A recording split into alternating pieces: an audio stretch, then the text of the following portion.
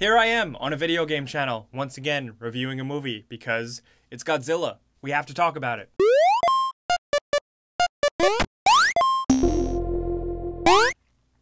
Okay, so, Godzilla. I'm a huge fan. Who isn't? Obviously, I grew up loving the movies as a kid. I haven't seen all of them, but the ones I saw, I absolutely worshipped. And I know you guys aren't going to want to hear this at the beginning of a film review from me, but I didn't hate 1998 Godzilla. It's not the worst thing in the world. Stop listening to the internet. Make your own opinion. It's not that bad. Of course, it's not really Godzilla, but whatever.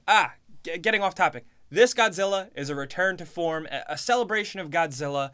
It's very much just a fuck yeah Godzilla type of movie, and I was totally okay with it. FYI, I'm keeping this spoiler free until the end when I'll talk about spoilers. But Godzilla did a lot of surprising things, a lot of things I didn't expect. I only went into the movie seeing the first initial trailer, so I had no idea what this movie was gonna be like, and it totally surprised me. At first, watching it, I kinda hated it. It kinda went in a direction I didn't want it to, and it didn't really focus on Godzilla that much. But afterwards, when, there was obviously a build-up to a huge Godzilla moment that was absolutely incredible, and by the end of the movie, I was thinking about the rest of the movie, and it was just such a well-put-together movie. While at first you might think it's slow and it drags, I was entertained throughout.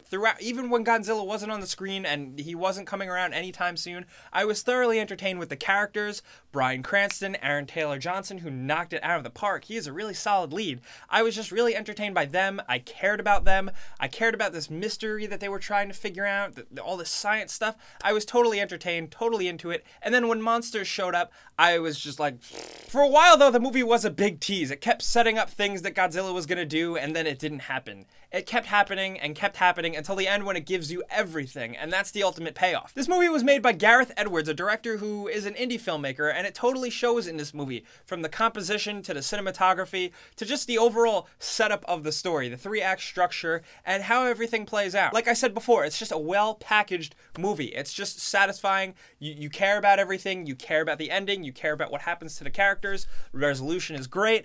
It's good. It's not the greatest thing in the world because I had a couple problems with it, but overall, I just was very entertained, and I will buy this, and I will watch it many times. One person that took me out of it was Ken Watanabe, who I usually love as an actor. In this, he was kind of weak, came off kind of stereotypical, which is terrible for him, and some of his lines just were really corny and took me out of it and just totally broke me out of it. But other than that, this movie is filled with good stuff, lots of fan service to Godzilla fans, lots of cool winks and nods, lots of inspiration from Jurassic Park, which I really liked. But there were shots in this movie that looked absolutely gorgeous. Anytime you see Godzilla contrasted against the sky, or the scene you saw from the trailer with the paratroopers skydiving into San Francisco. Stuff like that looked absolutely incredible. But I'm trying to keep this review succinct so I can get to the spoilers where I can turn things up to 11. So, Godzilla overall, not perfect, but an incredibly satisfying movie. At first, I didn't really like where things were going, and the way I was thinking about it in the movie, I wasn't enjoying it. But then when everything comes together and you look at it as a whole package, it's a really good movie. It's just like a good old-fashioned, good, well-put-together movie that was fun for everybody. It's great to see in a movie where everyone's cheering. The visuals are absolutely amazing. The sense of size of the creatures is great. Entertaining. The sound. Everything. Really good. So, obviously, I guess, go see it. If you haven't already, I know a lot of you guys, you probably have. But if you haven't, go see it. Now, I'm going to talk about spoilers. So, if you have not seen Godzilla yet, leave, because I'm about to talk about spoilers. Let's turn this shit up to 11.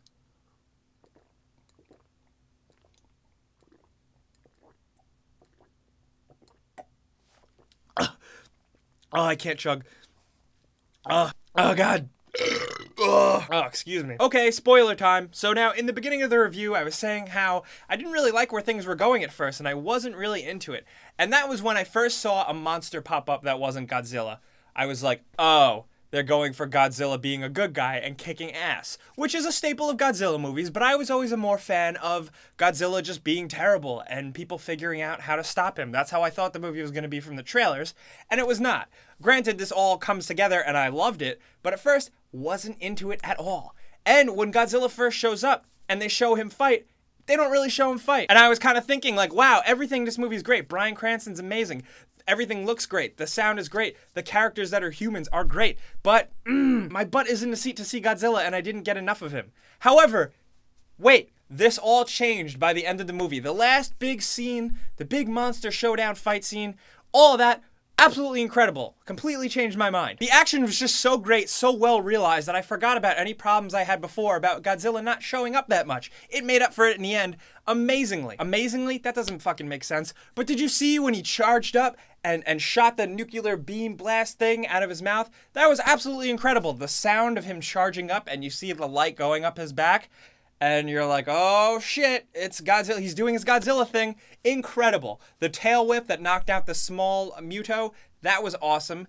Oh my god. And then the finishing move that he did at the end was fucking, oh my god, shit. Now a couple things I've noted. Jurassic Park imagery. First shot in a movie with the helicopter flying over the Philippines. I actually thought that was Jurassic Park for a second. I was like, wait, what? Is this Jurassic Park? And the Golden Gate Bridge scene with the rain and the looking out the car window, very reminiscent of the T-Rex scene from Jurassic Park. I like shit like that. I like when you kind of get like a vibe. Awesome. And one thing I really, really enjoyed in the end, and maybe you guys didn't notice this, but go back and definitely look if you see it again. When Aaron Taylor Johnson's character's son reunites with Elizabeth Olsen in the shelter, and they're running at each other, as a shot, the one runs at the other, and then they meet together and they hug. Right when they hug, right behind them in the foreground with all the cots, you see a person just like laying on the bed, writhing in agony, probably mourning, probably just, you know, all the death and destruction. This person looked like shit, and you barely see them, but it chilled me to the absolute bone because it was just so poignant and so perfect that you see these people, the main characters in the movie, reunite and everything's great for them because they're the main characters of the movie, but it does suck for other people, you know, in this disaster. It was a real disaster. And I think that was so effective. I'm not really the type of person to pick up on those things often. So when I do, you know, they're probably pretty good. And it was really cool that Godzilla was kind of like the hero. And it was a little cheesy with how Ken Watanabe was like, he is our savior. We must make them fight. I thought that was stupid, but it was really cool. Godzilla just coming in and kicking ass. And he's so expressive. Godzilla looked fantastic. He looked punk as fuck. Like, he just looked like a rude fucking dude, and he looked so expressive, and he just looked tough, like you didn't want to mess with him. And I was very sad when Bryan Cranston died. I didn't know, I kind of thought he wasn't going to be in the whole movie, and then he died, and I was like, okay, but he was really effective. With his wife dying, I actually felt that. I felt all the emotion between the characters, which is really good, because I wasn't expecting that. So that's all I can really say about Godzilla right now. I literally just saw it, so I'm kind of like, my brain's buzzing, so if I'm a mess in this video, I apologize. But that's what comments are for, guys. Let me know in the comments what you guys thought of Godzilla. Let's talk about it. Let's share our feelings. I want to hear from people who didn't like it. Are you a diehard fan who didn't like it? Or are you just a casual person that just didn't get it? Or maybe you loved it. Let's just talk about whatever. But as always, guys, that's it for me. I'm Jake Baldino. You can like me on Facebook, you can yell at me on Twitter, and you can subscribe because video games.